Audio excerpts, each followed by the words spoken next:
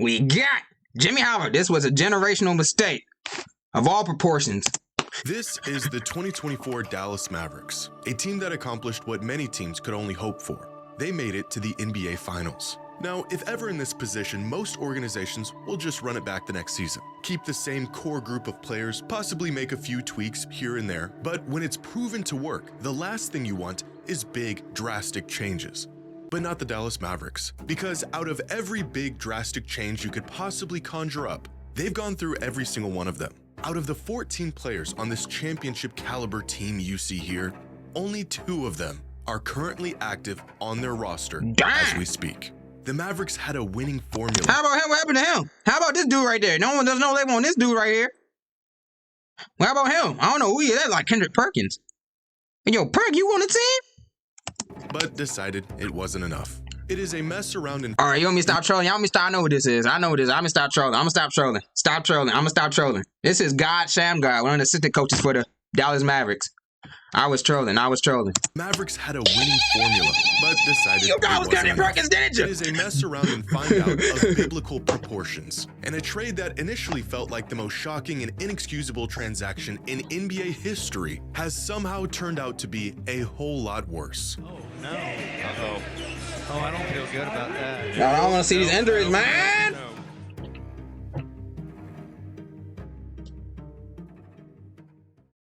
With Verizon, when you bundle mobile and home internet, you save Jimmy, come on. I'm about to get hit with another ad. Watch this. Entertainment you love.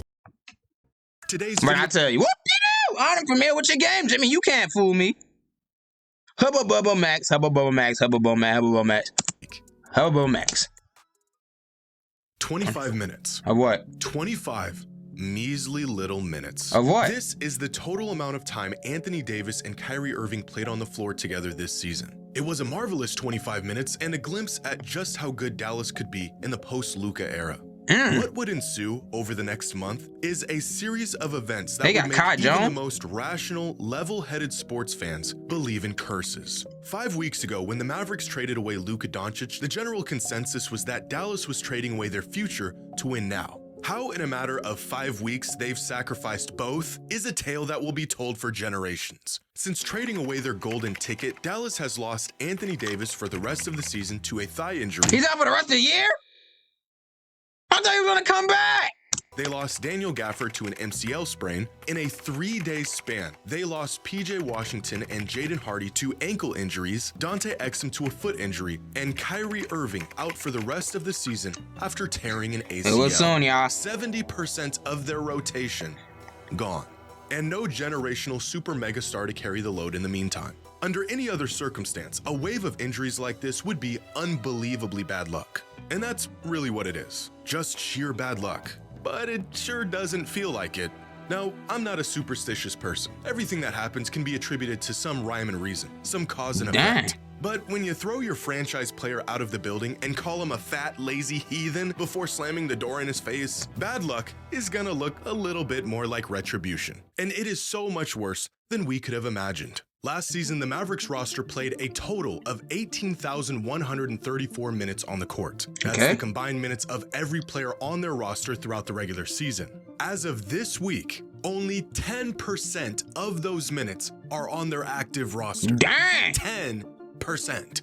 That means 90% of all minutes from last season are not currently active or playing for the Dallas Mavericks. And many of these players will continue to be out for considerable time, if not the rest of the season. The returning 10% of playing time comes from their backup center, the 8th man, and a man that's been on a 2-way contract for the last 2 seasons. If you have a Mavericks fan in your life, check on them. Hey, put you on a 2-way contract for 2 seasons in a row? I thought it was only 1 season in a row. See how they're doing. Because what has happened to them and their team is criminal. The only consolation to the Luka trade was that at least for the near future, the Mavericks would be in title contention with Kyrie and Davis. That they would be winning games while the Lakers were prepping Luka to take the torch from LeBron before he retires. This couldn't be further from reality. Take the torch from LeBron before he retires. This couldn't be That's further from crazy. reality. From the start of the season to the infamous trade, the Lakers and Mavericks were just a 1.5 apart in net rating. Even without Luka in their lineup for over a month, Dallas was playing better than LA. But since Luka's first game with the Lakers, LA has the 7th best net rating in the NBA of +6.4, and the Mavericks have a net rating of -8.2. Damn, they down there with the third 76ers. worst Damn. in the entire league. The Lakers look like legitimate contenders right now, winning 12 of their last 15 games. The Mavericks can hardly field a full roster. They really down there with the 76ers and Nets. Damn. Moment. Since Luka's debut in LA, the Lakers Up there are with a Nico. +117 in point differential. In that same time, the Mavericks are a -125. Not only did Dallas mortgage their future, they inadvertently sacrificed the present. And to literally add Yo, Luka insult probably cursed out Nico. Nico got in his feelings and traded him. How much you want to... Luka probably said something. Nico didn't like. I said, I'm trading him. I'm trading him. He kept that between him and Rob. I'm trading him. I told no one else in the organization, I'm trading him. I don't like what he said to me, so I'm trading him to you. to injury. See how you like it. The See how Mavericks you front like office it. and ownership has taken zero accountability for the shoddy decisions they've made throughout all of this. So In Luka, I fact, wouldn't be surprised. they Luka doubled probably cursed him out. Luka probably thought he was a referee and cursed him. Hey, I'm ready, your GM, boy. I'll trade you in a nanosecond. I'll call up Rob. insisting Luka was not fit to be the future of their franchise. Oh, But the real kicker to all of this is that in the one game that we saw how this team was intended to look, they played great. Even after Anthony Davis went down, Kyrie Irving stepped up and played some of the best basketball of his entire career, averaging 31 and 6 a game and carrying the offensive load for Dallas. But to pull this What the hell off, is the wrong Mavs with had me? to play Kyrie All right, far more calm than down. he ever has. Over the last month and a half, Kyrie played the most minutes per game of any player in the entire league. Dang! Not out of desire, but out of necessity. More than The Josh Mavs Hart.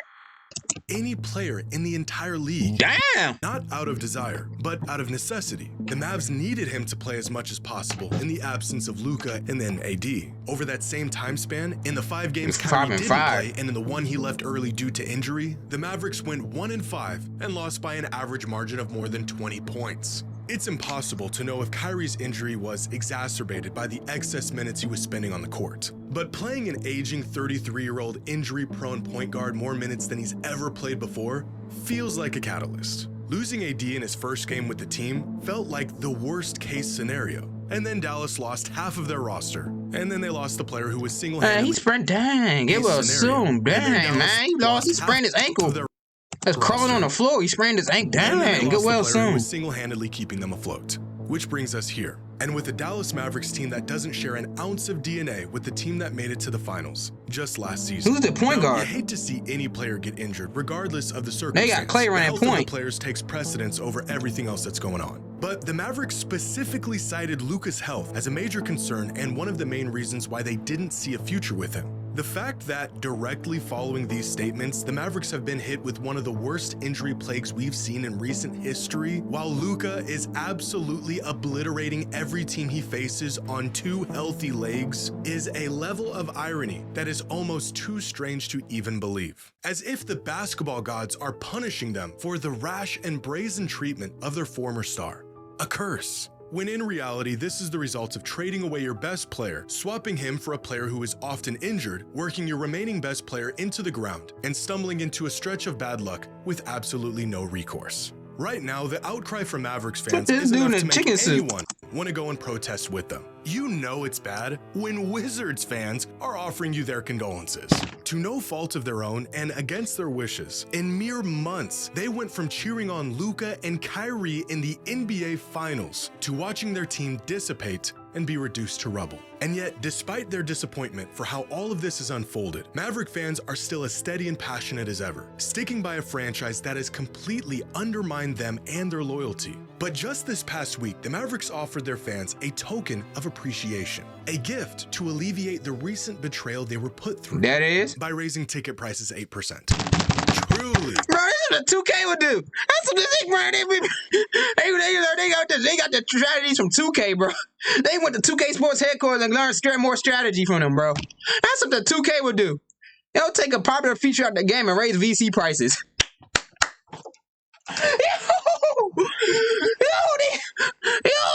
The Mavericks taking advice from 2K. They're taking advice from 2K. Take this out. That's the most popular player, right? Trade him and raise the prices up. Betrayal they were put through. That's what by the raising 2K would do. Prices 8%.